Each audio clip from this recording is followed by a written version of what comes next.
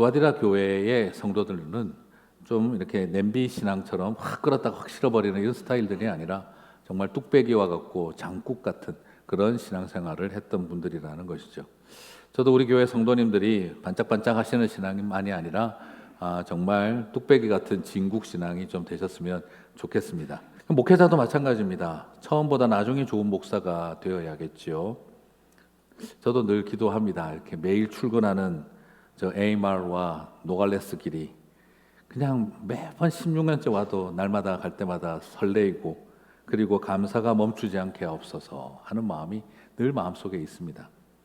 담임 목사 처음 부임할 때 가졌던 그 감사가 은퇴할 때까지 이어지게 해 주십시오. 이처럼 사람이나 교회나 처음보다 나중이 더 좋아야 합니다. 가면 갈수록 더 우러나는 사람들, 갈수록 깊어가는 사람들, 실수와 실패가 없어서 그렇게 될 수 있는 건 아니죠.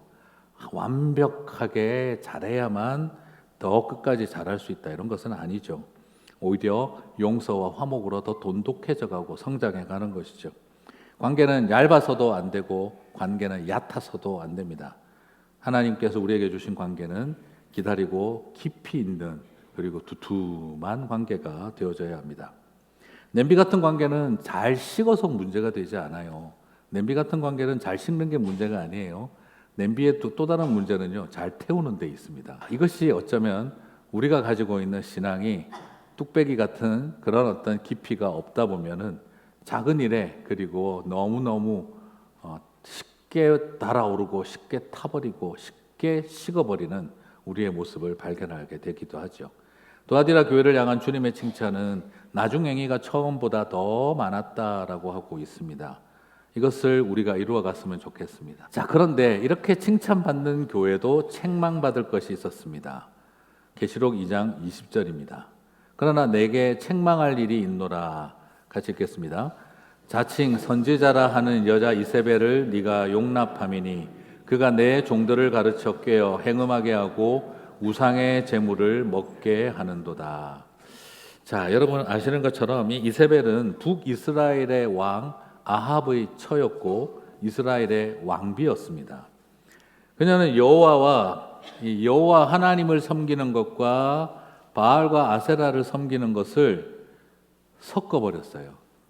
같이 겸하여 섬겨도 된다라고 하도록 그렇게 왕비가 모든 걸 이끌어가 버렸습니다. 그래서 교묘하게 이스라엘을 타락시켰어요. 여호와 하나님을 버리고 바알과 아세라를 선택해라가 아니라 하나님도 섬겨. 바알과 아세라도 같이 섬기면 더 좋겠네. 이게 바알과 아세라가 여러 번 말씀드렸습니다만 복잡한 이유가 바알과 아세라의 세계관과 종교관은 남자 신인 바알과 아세라 신인 여자 신인 아세라가 우주적인 성행위를 통해서 땅이 소산을 내고 열매를 맺는다라고 생각을 했어요. 그래서 비가 내리고 하는 모든 것을 그 세계관으로 이해를 했어요. 그러니까 그런 종교관과 세계관을 갖고 있는 종교니까 예배와 제의 행위가 어떻겠습니까? 음란할 수밖에 없는 겁니다. 그래서 이세벨은 이스라엘의 왕비로 들어와서 여호와 하나님을 향한 순전한 예배를 바알과 아세라와 함께 섞어버려서 이것이 창조적 결합이 된 것이 아니라 오히려 정말 끔찍한 잡탕이 되고 말았다는 걸 발견할 수가 있습니다. 칭찬받던 두아디라 교회, 이 교회도 이 이세벨 같은 예수님을 기독교의 선지자라는 사람이 들어오니까 같이 무너집니다. 이건 옛날 열왕시대 때 유대교의 이야기가 아니라 오늘 두아디라 교회, 기독교 교회의 이야기로 되는 일도 금방 일어나더라는 것입니다. 여러분, 그때 유대교의 제사장들과 선지자들은 다 타락했고 그때 유대인들은 다 타락했는데 교회는 다를 거야. 아닙니다. 그렇게 칭찬받던 두아디라 교회도 이런 자칭 선지자의 거짓된 가르침이 들어오자 그때 그 사람들처럼 교회도 똑같아지더라는 것입니다. 우리는 유대인들하고 뭐 다를 것 같다 생각하지만 우리는 늘 온 곳곳에 엘리야 같은 사람이 있는 것처럼 여겨지지만 종교 권력과 정치 권력의 두려움 때문에 선지자들은 다 숨어버렸고 엘리야는 혼자 목숨 걸고 이세벨과 싸워야 했던 현실은 그때나 지금이나 별 차이 없다는 겁니다.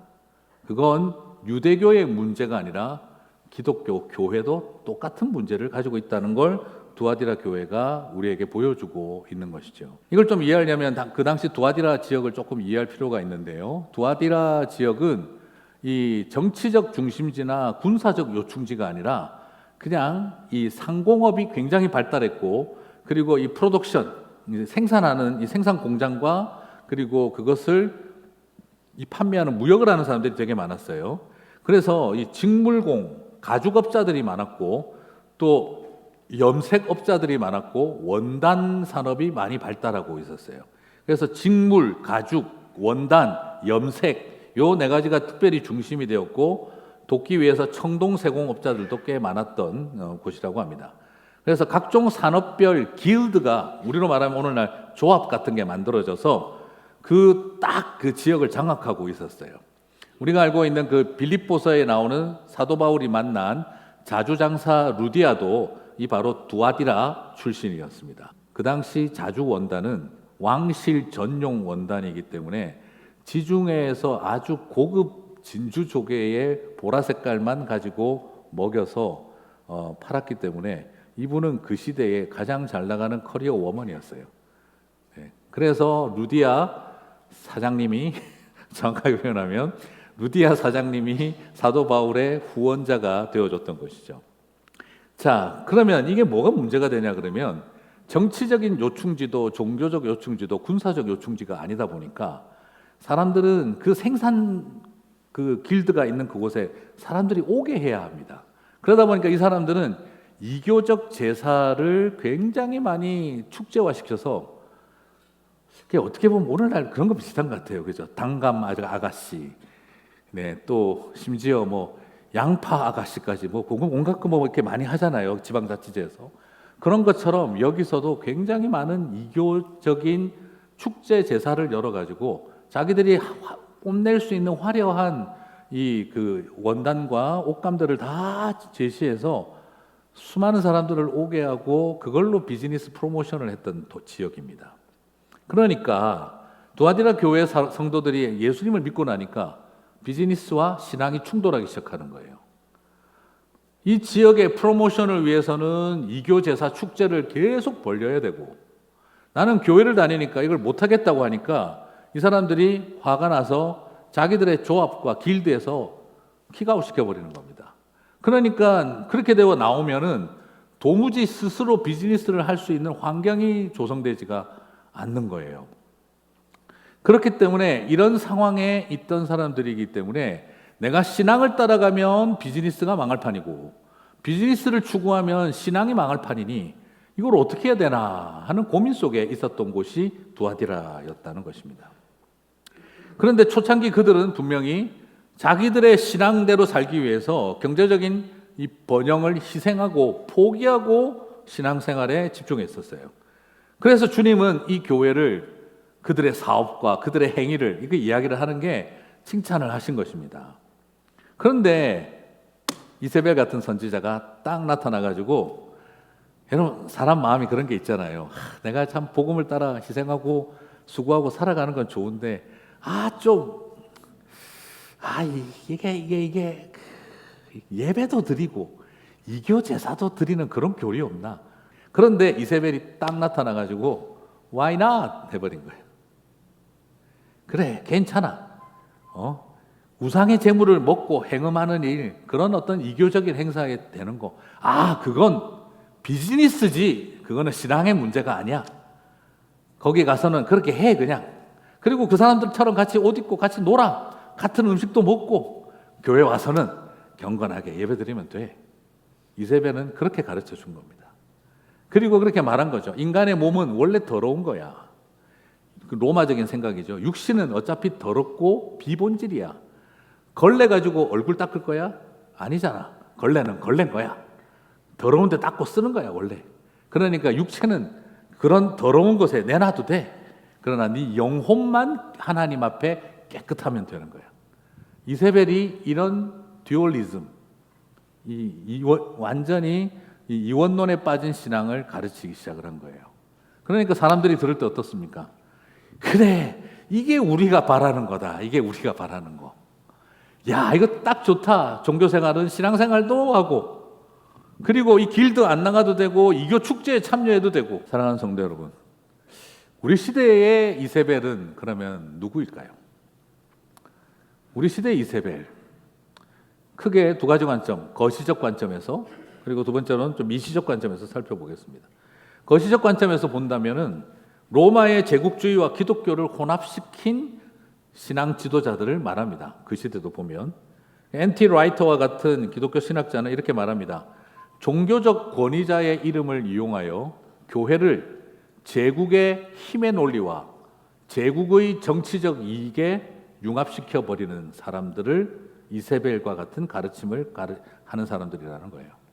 자, 무슨 말입니까? 목회자다, 선지자다. 나는 특별히 하나님 앞에 부름받은 종이다.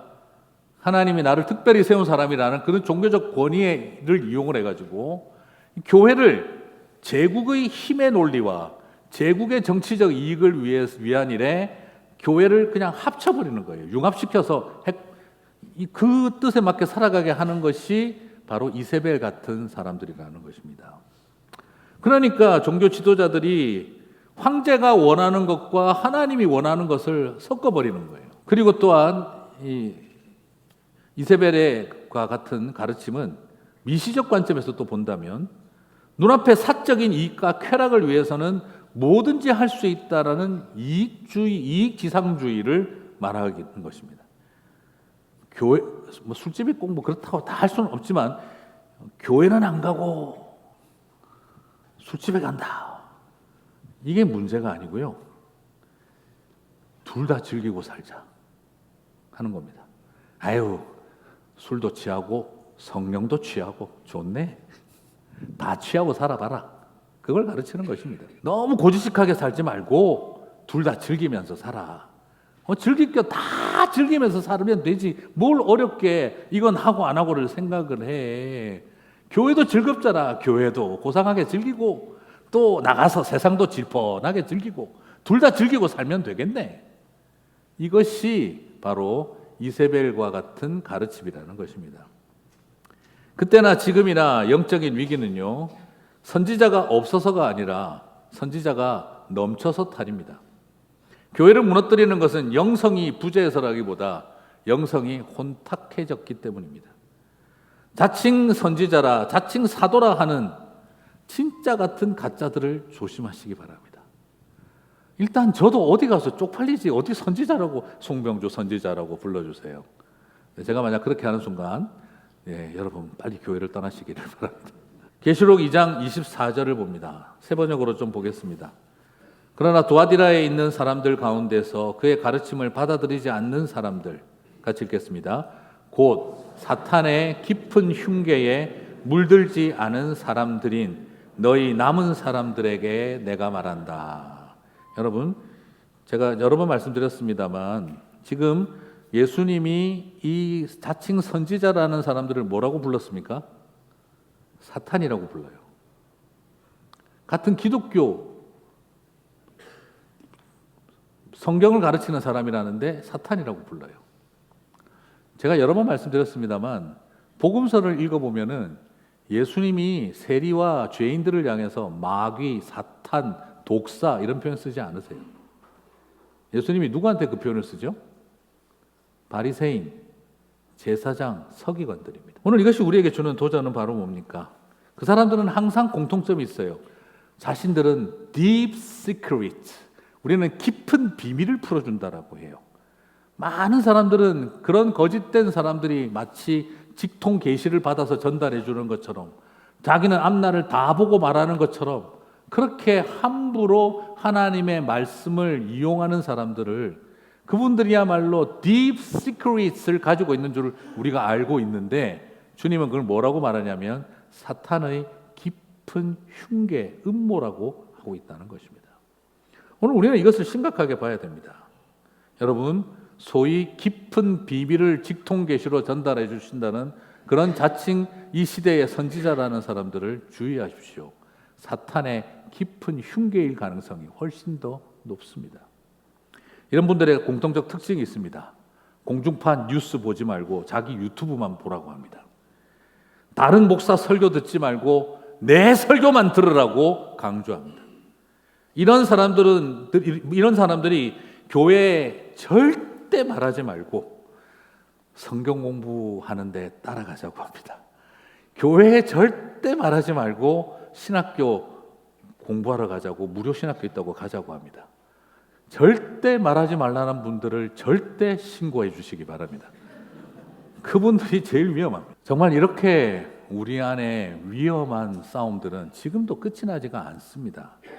이런 미혹 속에서 어떻게 하면 우리가 이기는 자가 될 수 있을까요? 완전하게 살아야 하나? 그러면 나는 그런 것들을 어떻게 완벽하게 살아가야 되나? 이게 참 쉽지가 않죠. 그러나 여러분, 당연히 맞습니다. 우리가 하나님 앞에 이기는 그 자가 되려면 분명히 그런 이세벨의 유혹에 넘어가지 않고 오염되지 않아야죠. 끝까지 자신을 지켜야 합니다. 그러나 그것만 갖고는 안 되죠. 누가 그렇게 할 수 있겠습니까? 하나 더 있습니다. 두 번째는 그런 함정에 빠지고 실수하고 잘못하더라도 회개하고 돌이키는 삶이 이기는 자의 삶입니다. 두아디라 교회의 문제도요, 이세벨의 유혹에 빠졌다가 문제가 아니에요. 거짓 선지자들의 말에 사탄의 흉계에 넘어갔다가 문제가 아닙니다. 근본적으로는. 그보다 더 큰 문제는 따로 있었습니다. 계시록 2장 21절 22절. 또 내가 같이 읽겠습니다. 그에게 회개할 기회를 주었으되 자기의 음행을 회개하고자 하지 아니하는도다. 볼지어다 내가 그를 침상에 던질 터이요 또 그와 더불어 간음하는 자들도 만일 그의 행위를 회개하지 아니하면 큰 환난 가운데 던지고 그 자녀들도 내가 치고 막 이 뒤에 나오는 말이 무서운 말이 아니라 우리가 이세벨의 미혹에 빠지고 오염되면 하나님이 우리를 집어 던지고 자녀들도 치고 그 집안도 풍지박산 내버리겠다, 무섭게 구겠다 이런 뜻이 아닙니다. 우리에게 주어진 이기는 자의 두 번째 길은 순결하지 못하고 오염되었어도 괜찮아요. 오히려 회개하는 기회를 붙들어야 됩니다. 그런데 두아디라 교회의 문제는 어디에 있습니까? 회개하라는 기회를 두 번, 세 번을 줘도 회개를 하지를 않는 것입니다. 그들이 회개하지 않았던 것입니다. 사람들의 마음에는요, 확증 편향 같은 게 있어서 내가 이세벨을 선지자로 믿고 1년을 듣고 2년을 배웠는데 그 사람에게 그걸 부정하라니. 내가 판단이 틀렸다는 거야? 내가 바보 같다는 거야? 내가 얼마나 공부한 사람인데, 내가 얼마나 지식이 있는 사람인데, 내가 이 이세벨에게 속았다는 거야. 나 그거 인정 못해. 그러므로 이세벨은 옳아야 돼. 저분은 무조건 맞아야 돼. 그걸 인정할 바에야 차라리 죽는 게 낫지. 내가 틀렸다는 걸 인정할 바에야는 죽는 게 낫지. 저분은 맞아. 저분은 절대 틀릴 리가 없어. 근데 여러분, 틀려서 틀린 게 아니고 실패해서 패자가 되는 게 아닙니다. 실패한 것을 인정하지 않아서 패자가 되고 틀린 것을 틀렸다 하지 않아서 패자가 되는 것입니다. 우리가 틀린 것을 인정하고 우리가 실수한 것을 고백할 때 주님은 저와 여러분에게 이기는 자라고 불러주시는 것입니다. 오늘 우리에게 중요한 것은 바로 거기에 있습니다. 이런 수없는 거짓 선지자들로부터 우리가 싸우고 힘들지만 인정하고 고민해야 할 이유가 거기에 있습니다. 저는 그래서 오늘 여러분에게 부탁드리고 싶습니다. 이기는 자의 삶은 두 가지입니다. 첫 번째는 순결한 사람, 두 번째는 투명한 사람입니다. 이것은 바로 우리는 분명히 세상과 구별되어진 순결한 백성들, 이세벨의 거짓 유혹에 미혹되고 오염되지 않고 나의 하얀 신앙을 잘 지키는 순결한 사람이 되어야 합니다. 그러나 동시에 또한 우리에게는 어떤 길이 있습니까? 우리가 연약한 죄인이라 오염되고 실패했다는 것을 하나님 앞에 투명하게 꺼내어 놓을 수 있는 투명한 크리스찬이 되어져야 합니다. 사랑하는 성도 여러분, 순결하십시오. 그리고 두 번째, 순결하지 못해도 됩니다. 투명할 수 있습니다. 이것이 우리에게 주어진 신비고 은혜입니다. 여러분, 그러면 오해하실 수 있어요. 그게 뭐냐면, 내가 이중적으로 사는 것은 위선적인 거 아닐까? 괜찮아요. 우리 안에 이중적인 것이 위선적인 게 아닙니다. 이중적인 것이 위선적인 게 아니에요. 이중적인 것을 아닌 것처럼 감추고 사는 게 위선적인 것이지, 내가 이중적인 것을 투명하게 고백할 때 그것을 진정성 있다고 합니다. 오늘 그리스도인들이 된다는 것은 완벽하게 살아라가 아니고 연약한 죄인인 것을 투명하게 하나님 앞에 내어놓으면 주님은 그것을 이런 이중적인 위선자라고 하지 않고 진정성 있는 투명한 당신의 백성으로 여기신다는 겁니다. 그게 이기는 자의 삶입니다. 순결하며 투명해야 합니다. 사도 바울이 고백했습니다. 로마서 7장 21절 23절. 그러므로 내가 한 법을 깨달았노니 곧 선을 행하기 원하는 나에게 악이 함께 있는 것이로다. 내 속사람으로는 하나님의 법을 즐거워하되 내 지체 속에서 한 다른 법이 내 마음의 법과 싸워 내 지체 속에 있는 죄의 법으로 나를 사로잡는 것을 보는도다. 나는 죄인 중에 괴수다라고 말할 수 있는 삶이, 그 투명함이 진정성입니다. 그 투명함은 하얀 순결만큼 의미 있는 것입니다. 선과 악이 우리 마음에 싸우는 것은요, 이중적이고 위선적인 것이 아닙니다. 우리는 투명하게 살면 됩니다.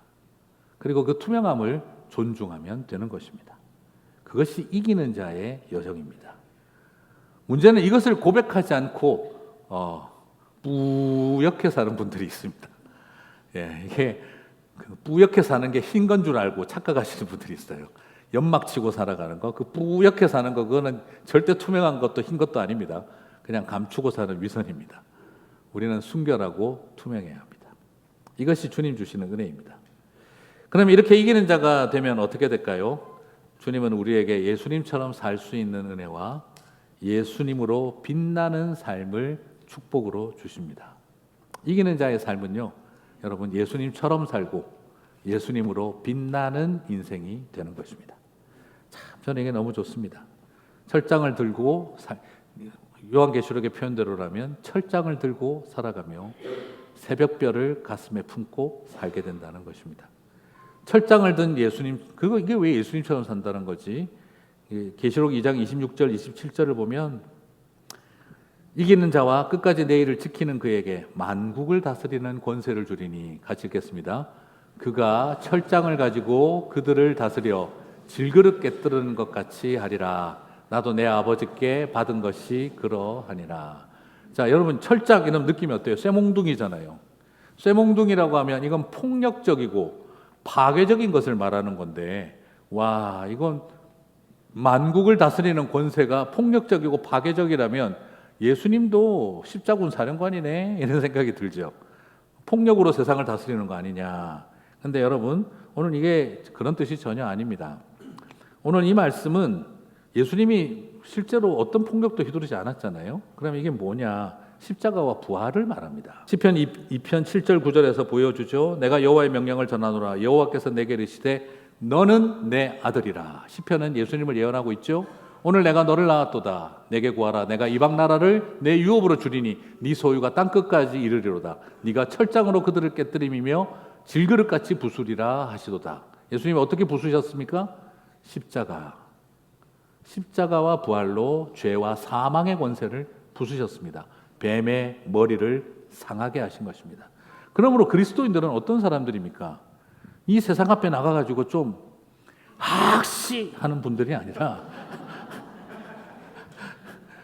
관식하면서 십자가와 부활로 살아가는 것이 이 세상의 죄와 사망의 권세를 깨는 것입니다. 그러므로 사랑하는 성도 여러분, 비폭력과 평화인 십자가와 부활이 이 세상을 이기는 능력입니다.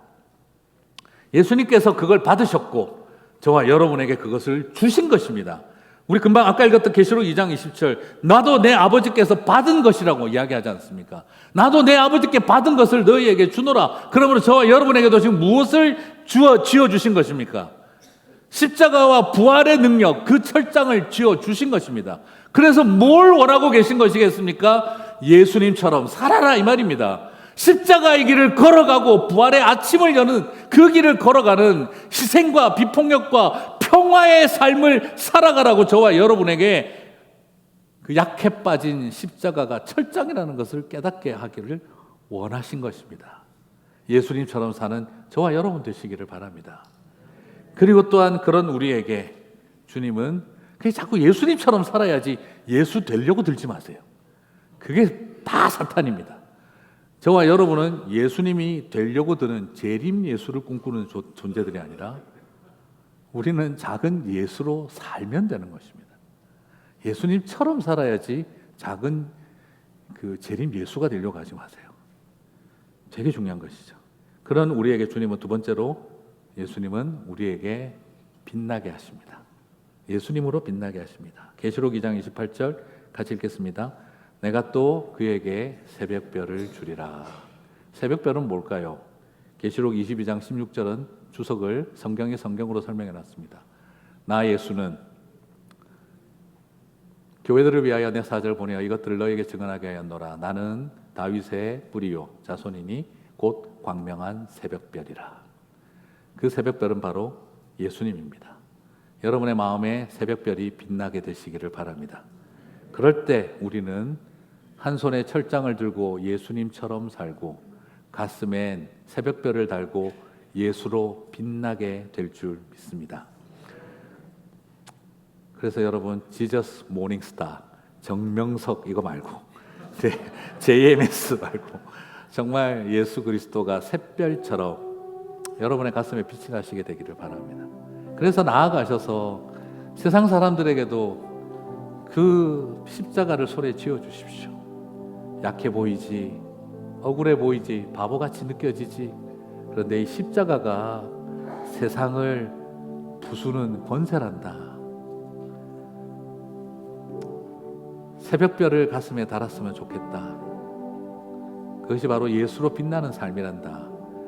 사랑하는 성도 여러분, 다른 사람들의 손에 십자가를 전달하는 십자가의 전달자가 되십시오. 다른 사람들의 가슴에 새벽별을 달아주는 새벽별의 전달자가 되어주십시오.